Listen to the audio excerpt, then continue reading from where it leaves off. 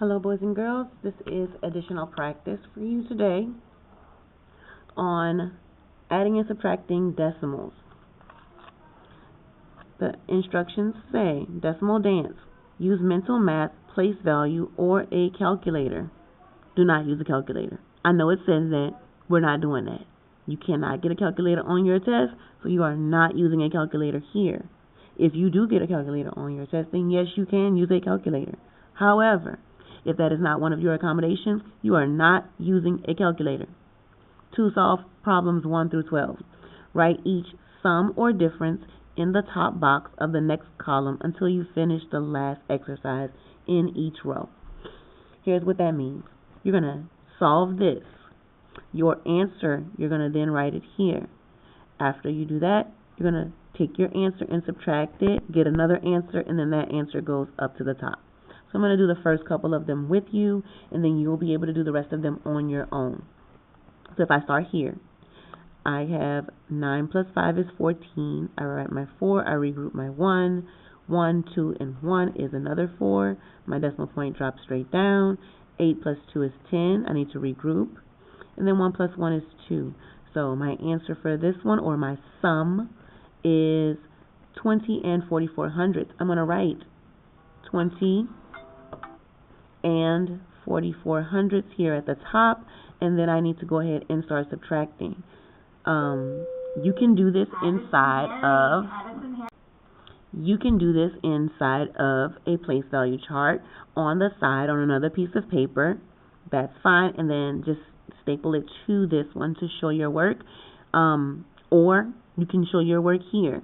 Mine is a little bit bigger because I'm using an Expo. Yours would be smaller because you should be using a pencil, not a pen.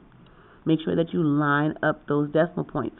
4 minus 2 is 2. 4 minus 1 is 3. Decimal point drops straight down. And then I have 0 minus 7. I can't do that. I need to regroup. This becomes 1. Gives away 10. 10 minus 7 is 3. 1 minus 0 is 1. So I have 13 and 32 hundredths. That answer is now going to go up to the top, 13 and 32 hundredths. And then now I'm going to go ahead and add these two together. Once I get this answer, it goes up to the top, and then I'm going to start on number 4 and then continue on. At this point, you should be able to finish the rest of this yourself. This is independently. But I do want to move you down to the bottom where it says, what if the first number in exercise 1 were 8 and 39 hundredths? How would the sums and differences in the first row change? So what they are asking you in that question is, if this number was here instead of this one, the only thing that they changed was one place value. How much did they change it by? So if they changed it by a certain amount, how is that going to affect all of these other ones in this top row? That's what this question is asking you. Write your answer down at the bottom. And once you are finished with that, you are going to glue it down inside of your interactive journal. You should have the Subtracting Decimals tab.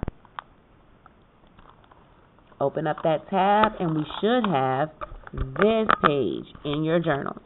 So find this page where we did the decimals in green and yellow. After that, you should take this page right here and glue it in your journal sideways. You guys understand what I mean when I say sideways?